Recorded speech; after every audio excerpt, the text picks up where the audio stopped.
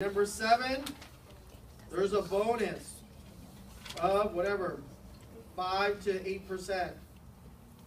Usually our bonuses are up front.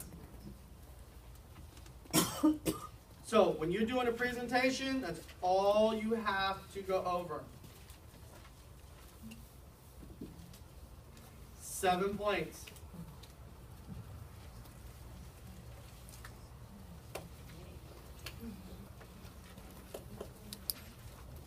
So we kind of took the whole, hour and a half, and consolidated it into 7 points. So memorize these 7 points. Make a little 3x5 card, right? Tell myself, oh my God, how am I going to do this? I can do this with my eyes closed. Principles guaranteed, guaranteed income benefit rider. I get investment opportunities with no loans, no fees, whatever. It's tax deferred. I get a guaranteed lock-in on the lock-in is basically on a monthly basis, which is huge. Avoids probate and you get the bonus. It's that simple. Okay? Yes? I have 2 questions right here. One is, and this is just verification, to annuitize any annuity, it's 59.5.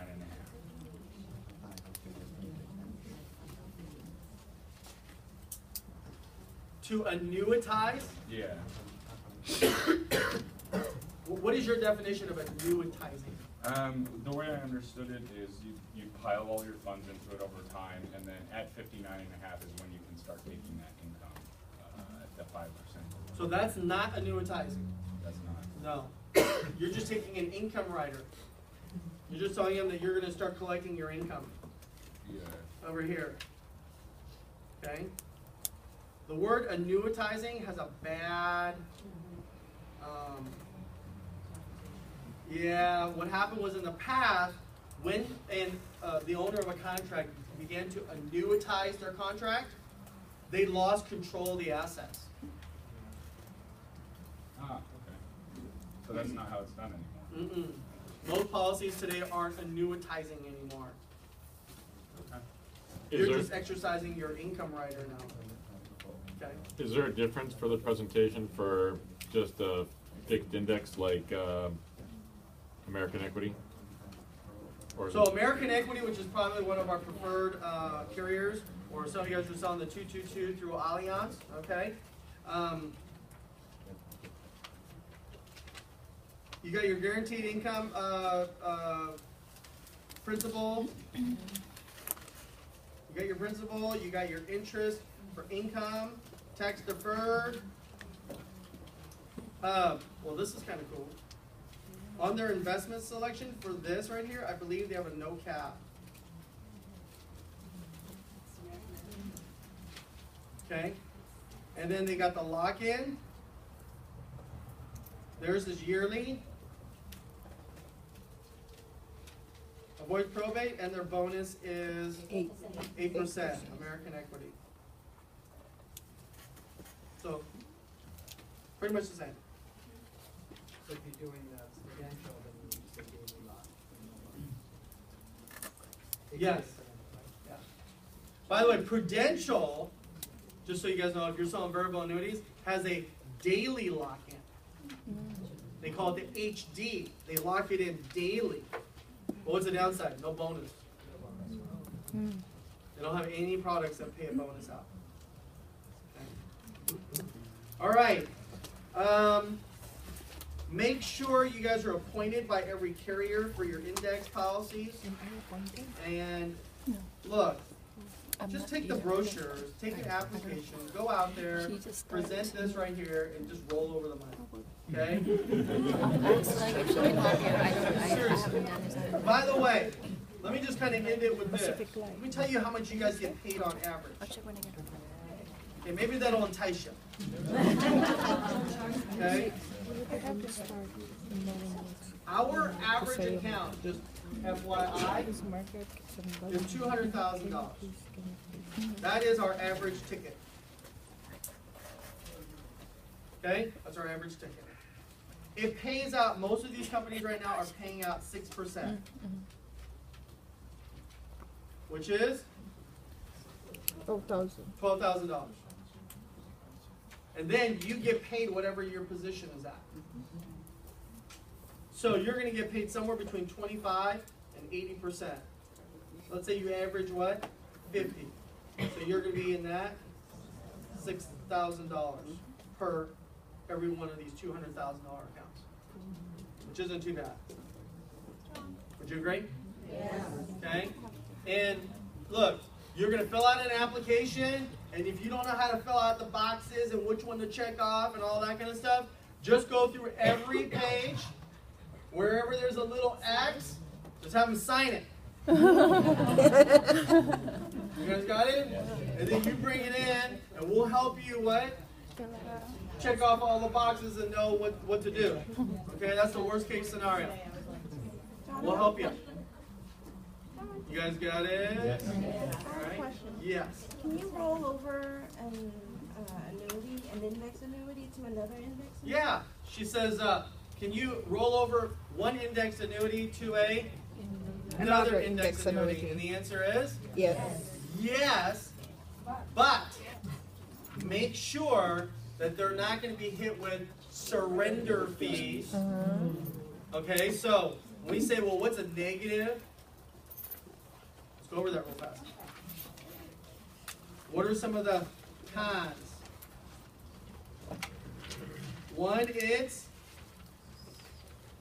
long term, isn't it? Why? Because you have to wait till you are 59 and 59 and a half. Well, which is kind of not really a bad thing. If you already have money in an IRA or a 401k plan, you're already subject to the 59 and a half rule anyway. So it's really not that bad, you know, but it is long term, which is downside. There is something called a surrender fee. And most of these surrender fees are basically depreciating. So they're usually, most contracts are somewhere between 7 and 10 years. Okay? The contract period. And it usually goes down. So usually if it's 10, it'll start off at 10, then it goes down to 9, 8, 7, 6, 5, 4, 3, 2, 1. At the end of 10 years, it's 0. You guys got it? Okay. So that's another downside. Right? And other than that,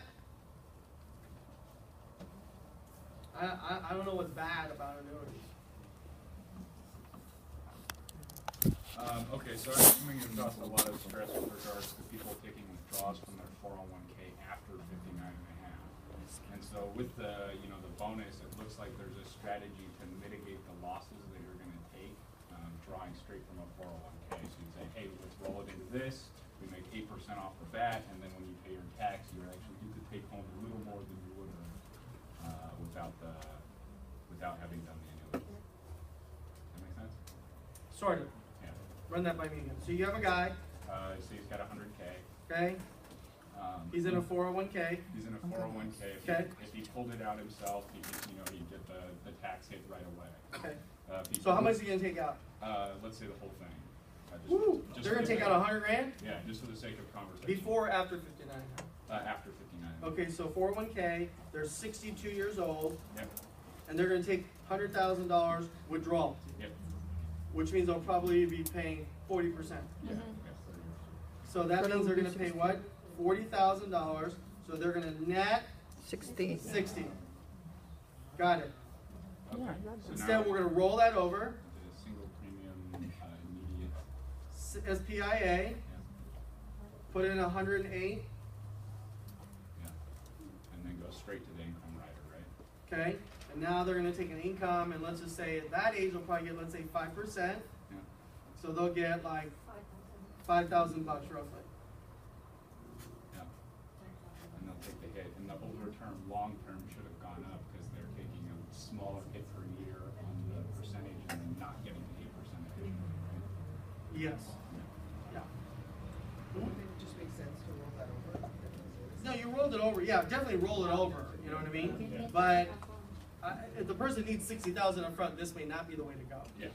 Does that make sense? Yeah. So what I would probably do is, in this situation, I would do 2 policies. You guys understand? So here's what I usually like to do. And let's say somebody's got $200,000, right? Let's just say hypothetically speaking.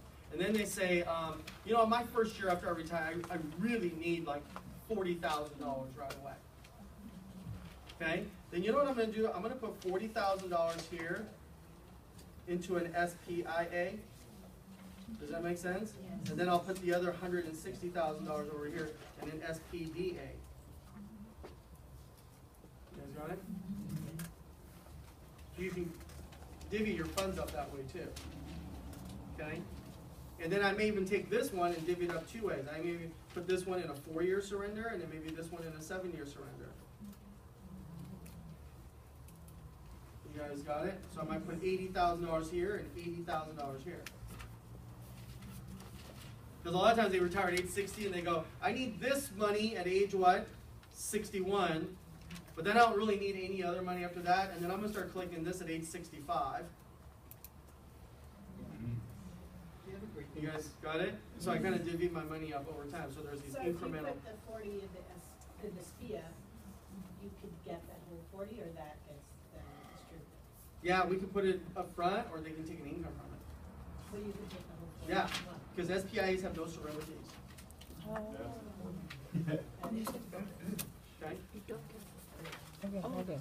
Okay?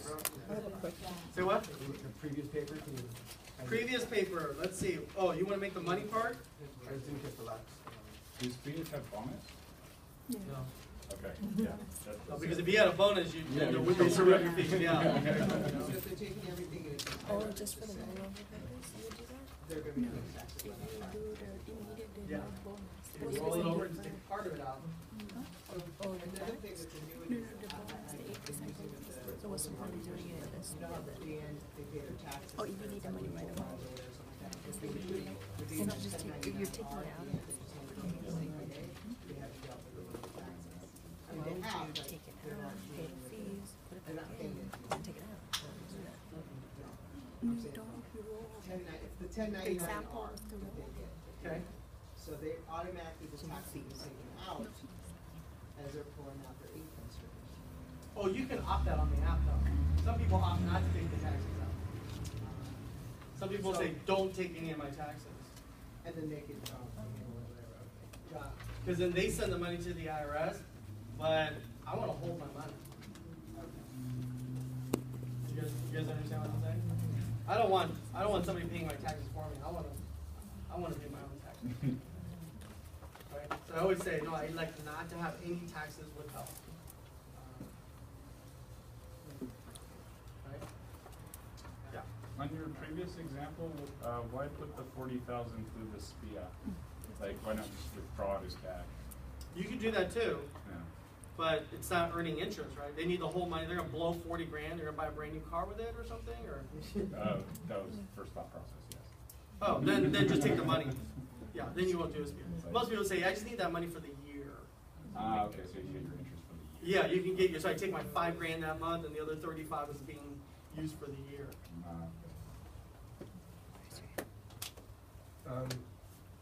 If you're looking for like people who have 401ks, is it better that they have more money into it if they're older, or does it not make a difference? Yeah. Yeah. More money they have, the better it is, especially if they're older. John? So let's say if you have those two, I have a client who buys the $200,000 VA. Yep. He rolls over from his 401k. Okay. He hasn't paid tax yet, and then he passed away. Right? Are those death benefit tax free? Well, first of all, just let them know that I would love to be a contingent beneficiary. Just kidding, right? It's a joke, right? Don't ever make yourself a beneficiary on your client's portfolio. Okay? That would be a big no-no, conflict of interest. John, really quick. So, yeah. I was talking to Eduardo, American Equity. He was sharing something that I didn't know about it, maybe some instance. If you have a client that maybe has 20 years retired, he was giving him 2 options. He's like, you can roll over and forego the bonus, the 8% bonus. You know how they get market minus 3%? If they forego the bonus, they can get market minus 1.5%. So in the first 10 years, he said he can, if they're looking for growth. After 10 years, he said that they'll review the plan, Because now they have about 10 years to retire.